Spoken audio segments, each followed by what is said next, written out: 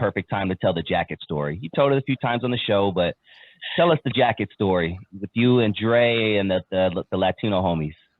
Oh, that and when they hit my car. Yeah. This is a true story, man. I tell the story. Sometimes people call me a lie, but I ain't got a lie to kick it. Me and Dre were coming from downtown doing something, and we coming down like maybe Main Street or Broadway or something that shit in this real dense area, and this cat in a Pinto full of Latinos hit the back of my car, bam, and it hit me hard. Now Dre's in the car asleep. This motherfucker slept everywhere. He didn't wake up for shit. Dre's in the car asleep.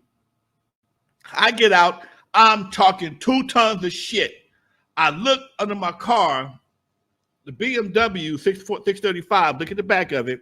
It had the tailpipes come straight out the middle.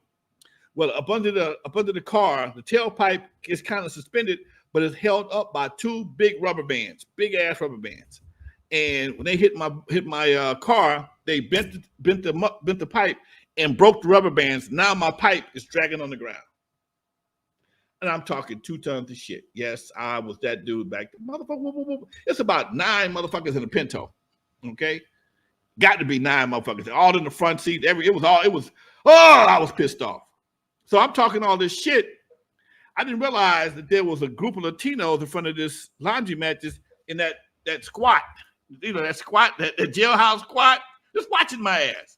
So I needed a coat hanger or something to fix my damn car. And and when I walked over to the coat, I'm in front of a cleaners now. Hey man, I need to get a coat hanger record. Hey man, in our home, ain't no coat hangers. Motherfucker, you standing in front of a cleaners, and it's like 7, 8 of these cats. If they say ain't no coat hangers at the cleaners, I got to go for no coat hangers in the cleaners. Okay, and I go back to the car. By this time, Dre gets up. He walks out the car, and one of the cats saw he had on our Wrecking Crew jacket. Hey Holmes, what you know about the Wrecking Crew, man? So I'm Dr. Dre. Swear to God, on everything I love. The motherfucker like, oh shit, that's Lonzo. Dude, homeboy got me about 3, 4 hangers. They went in, they got me 3 or 4 hangers. They climbed under the car and wrapped my motherfucking muffler up. All we had to do was sign a couple autographs. Wasn't no pictures back then.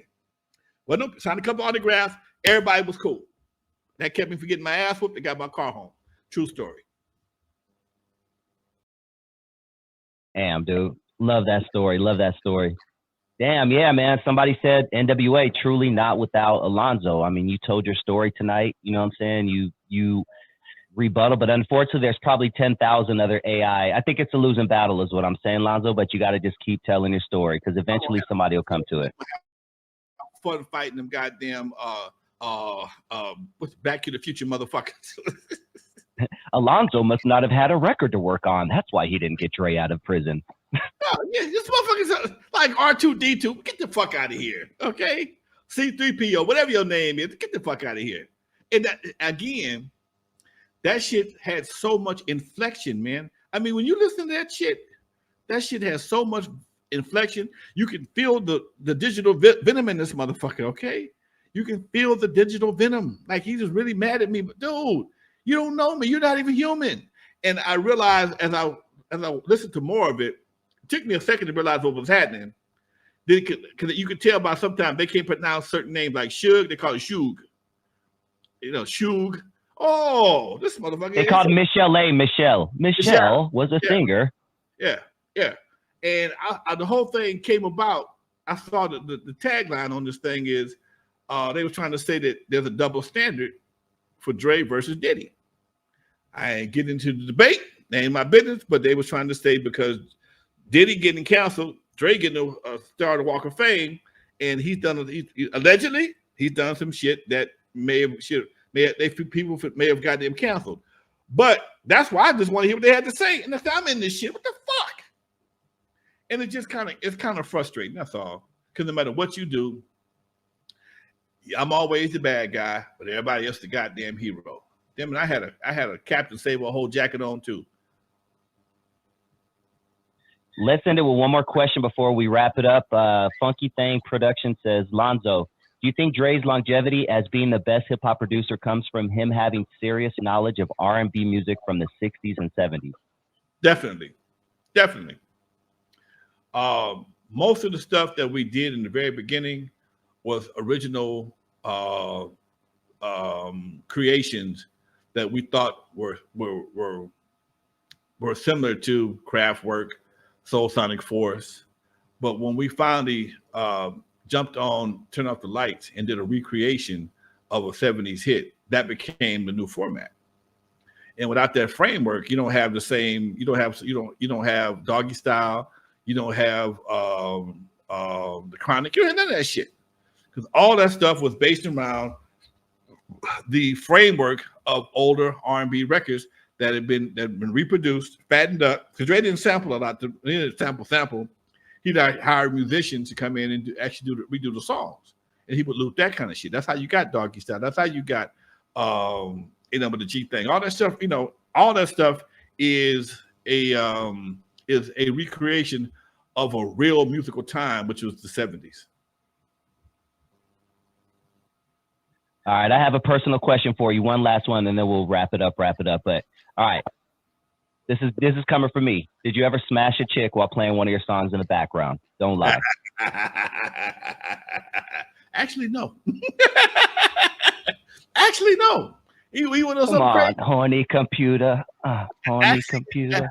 Actually and truthfully, if a girl wanted to get disqualified from me smashing, be a groupie. I never cared for smashing groupies, man, because you know what they wanted.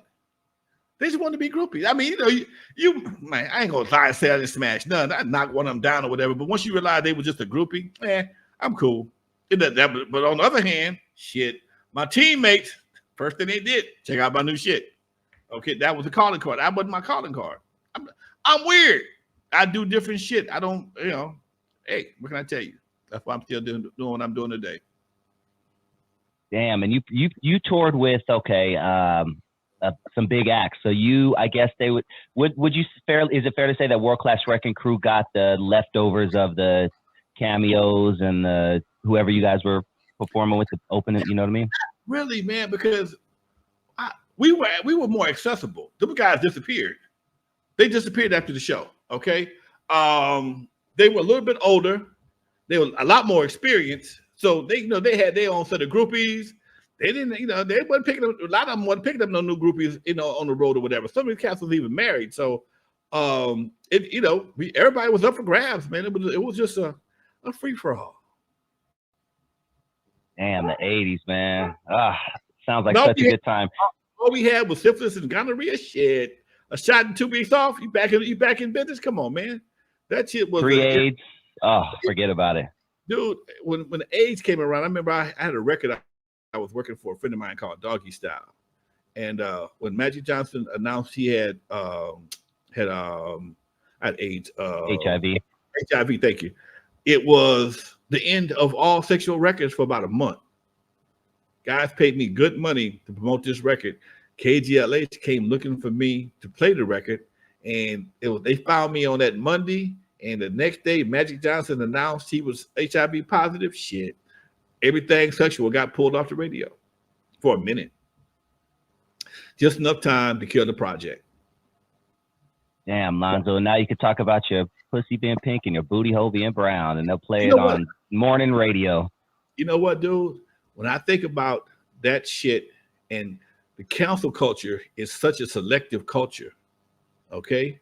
You'll give her a pass, but if a comedian says something about somebody from the LGBT community or something like that, it's nothing derogatory, just mention sometimes, it's enough to get them canceled. And nobody has a sense of humor no more, but they damn sure ain't sensitive. And I don't understand it. How could you not have a sense of humor but be so sensitive? Okay?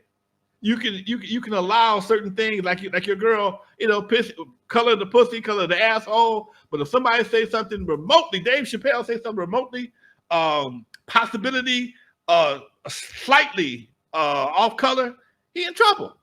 And if you said it 20 years ago, you still can be in trouble. Come on, man. That ain't how we supposed to do things. God gave us all a sense of humor. The blacks, the whites, the Latinos, LGBT, we all got sense of humor. If you can't laugh at yourself, man, shit, life is gonna be pretty fucked up. Amen to that. We got about a minute left. I'm going to remind everybody to hit that like button. Please subscribe. Also, please don't forget to check out Lonzo's documentary on Amazon, Eve After Dark. It's $1.99. If you want the real story of West Coast hip hop, you will get it there. It's a really, really great watch, especially if you are a hip hop head. Any last words, Lonzo? And I just found out we just got uploaded to YouTube Prime as well. Whatever it's on YouTube, put it that way. Yeah, it's on YouTube. And it just got picked up on Tubi, so it'll be on Tubi probably next month. So if you're short on dollars, you want to see it for free, just stick around. But but wait a minute. Before I go, how much? I got 45 seconds. N.W.A, that motherfucker's the bomb. You saw it.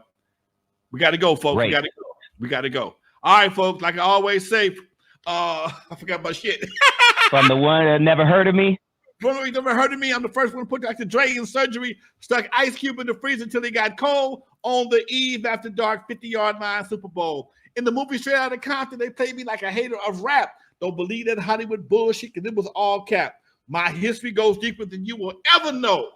Just remember that N.W.A stands for Not Without Alonzo. Peace, folks.